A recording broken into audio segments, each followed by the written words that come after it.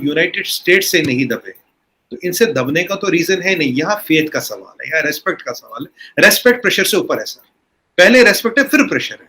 अगर आपको याद हो, सऊदी अरबिया बोलता है कि भाई जुलाई से मेरा ऑयल का प्राइस $120 पर बैरल है, उन्होंने प्राइस बढ़ा दिया। ठीक है जी, आपको पता होगा। जी जी बिल्कुल। अब इसमें एक और चीज होती है, इसके पीछे पीछे इन दोनों दिनों के बीच में डॉक्टर जयशंकर साहब का एक स्टेटमेंट आता है। वो कहता है भाई जो हमें सस्ता तेल देगा, जो हमें डील लेगा, हम उससे लेंगे। ये एक फंडामेंटल चेंज ऑफ स्टेटमेंट है इंडिया का ऑफिशियल। और एक और चीज आपको बहुत बड़ी बात बताऊं, जो इंडिया का पहले 1% हम क्रूड लेते थे रशिया से, 1-1.5-2% ऐसा लेते थे। अब जो क्रूड है फकर भाई 10 तरह का होता है, उसमें जाऊंगा नहीं कितने तरह का होता, मोटा मोटा 10-12 तरह का होता है। और हर तरह का क्रूड नहीं ले सकते, हर तरह का क्रूड आपकी रिफाइनरी प्रोसेस नहीं कर सकती। कुछ तरह के क्रूड से आपकी रिफाइनरी प्रोसेस कर सकती, नहीं तो उनकी काफी मशीनरी बदलनी पड़ती है। अब आपको एक चीज, आपको एक आंकड़ा दूंगा, आप हैरान हो जाओगे। जब से ये रशियन यूक्रेनियन वॉर हुई है, हम जो करीब करीब क्रूड लेते हैं वो 212 मिलियन बैरल लेते हैं, 80% ऑफ द क्रूड लेते हैं। इसकी कीमत करीब करीब जो अभी आंकी गई है 120 से 150 बिलियन डॉलर है, ये इसका प्राइस है। तो 212 मिलियन बैरल क्रूड, 120 से 150 बिलियन डॉलर की परचेज। मोस्टली ये आता था मिडिल ईस्ट से, कुछ आता था सऊदी अरब से नहीं, मिडिल ईस्ट से आता था, कुछ यूएस से आता था, कुछ रशिया से आता था। अभी जब ये लड़ाई हुई है रशिया यूक्रेन की, प्राइस बढ़ा है, सऊदी अरब ने, जीसीसी कंट्रियों ने प्राइस बढ़ा दिया। आपको याद होगा $40-45 भी आया था, अब 120 के आसपास चल रहा है। अब हमने रशिया से क्रूड बढ़ाया। सच्चाई ये है, आज तक, अभी तक करीब करीब 35 million barrel crude, 35 million barrel crude Russia से आ गया। 400% क्रूड इंपोर्ट बढ़ा है रशिया से। क्यों? रशिया हमें 35 से $40 सस्ता क्रूड दे रहा है, रशिया हमें लाके यहां तक दे रहा है, और ये कॉस्ट है यहां तक डिलीवरी का, हमारी रिफाइनरी उसको प्रोसेस कर पा रही है।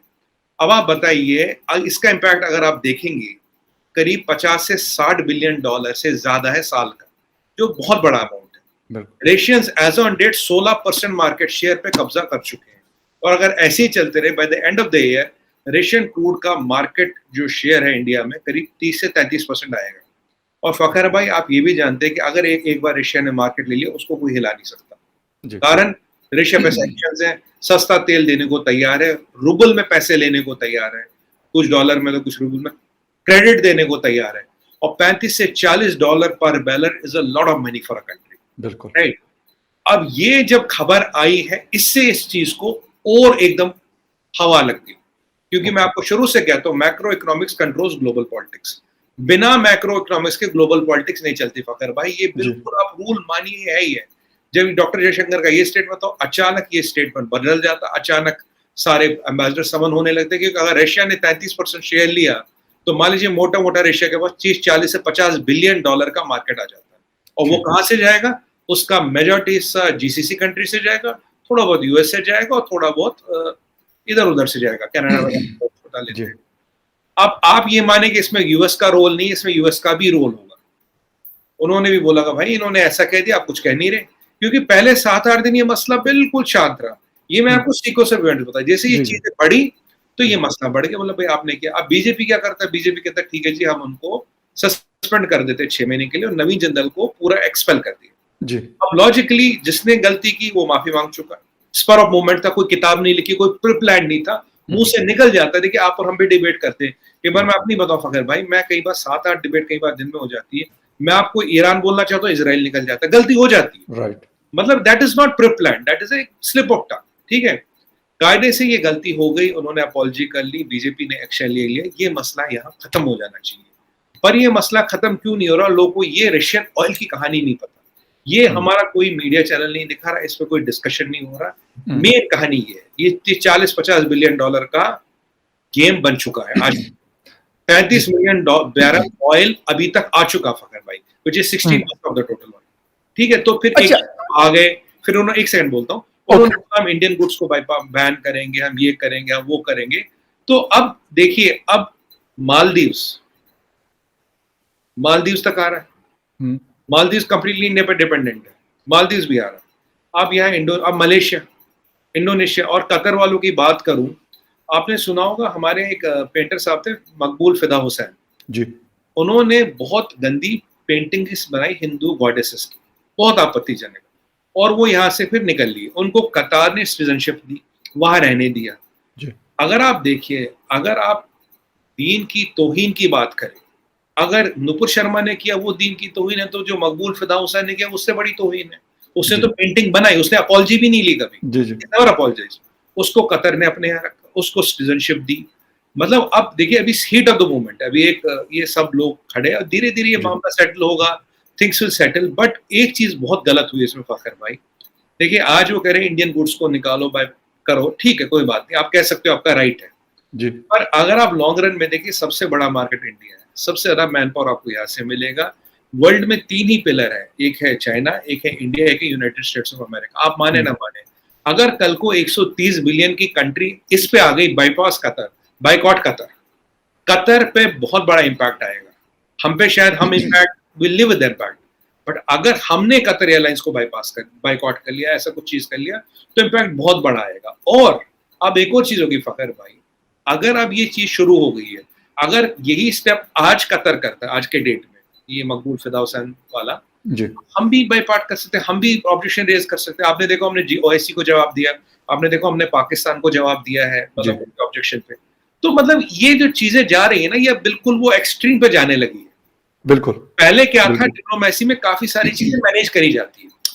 देखिए, एक इंडिविजुअल कुछ भी कह सकता है, चलो उसने कह दिया, गलती हो गई, माफ कर दिया, एक्शन भी हो गया, पर अब हम तक है कि हम इस चीज को कितना बड़ा करें।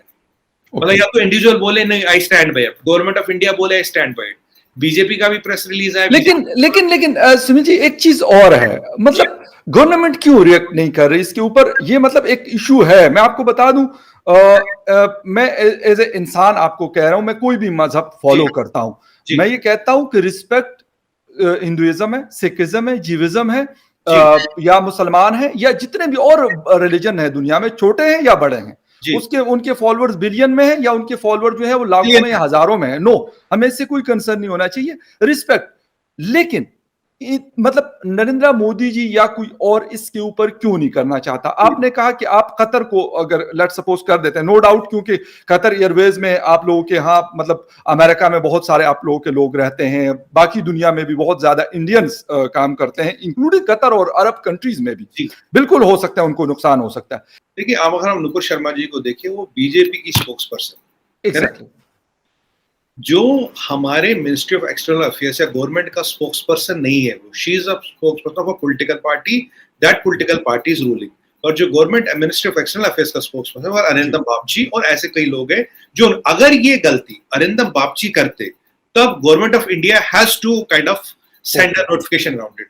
बट ये पॉलिटिकल पार्टी के स्पोक्स पर्सन नहीं किया, उस पर एक्शन हो गया है। पॉलिटिकल पार्टी ने अपना क्लैरिफिकेशन दिया, गवर्नमेंट ऑफ इंडिया ने अपना क्लैरिफिकेशन दिया, जो एम्बेसडर है कतर के, उन्होंने अपना क्लैरिफिकेशन दिया। 3 क्लैरिफिकेशन आए, बीजेपी से, गवर्नमेंट ऑफ इंडिया से, एम्बेसडर ऑफ कतर से।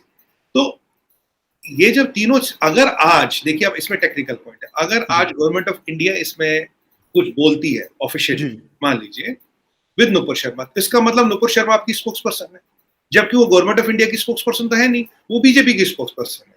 गवर्नमेंट ऑफ इंडिया के जितने भी आप देखिए प्रेस रिलीज वगैरह, तो अरिंदम बागची साहब के थ्रू आते हैं, वो डेजिग्नेटेड स्पोक्स पर्सन है मिनिस्ट्री ऑफ एक्सटर्नल अफेयर्स के। जैसे चाइना के ली जियांग है, उनका ली जियांग, बिल्कुल एग्जैक्टली, हां, अरिंदम बागची। अब सीसीपी का एक स्पोक्स पर्सन क्या कहता है, that is not binding on Li Jiang.